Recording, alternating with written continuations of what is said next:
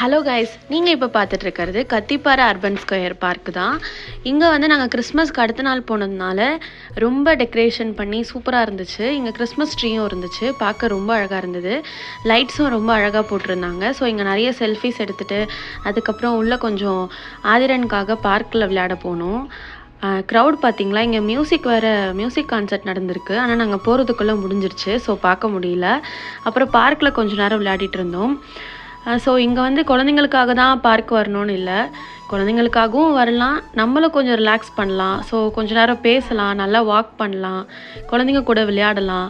So உங்களுக்கு எப்போல்லாம் time கிடைக்குதோ கண்டிப்பாக நீங்களும் குழந்தைங்க கூட போய் கொஞ்சம் டைம் ஸ்பெண்ட் பண்ணுங்கள். அவங்க கூட டைம் ஸ்பெண்ட் பண்ணும் போது நம்மளும் கொஞ்சம் ரொம்ப ரிலாக்ஸ்டாக ஃபீல் பண்ணுவோம்.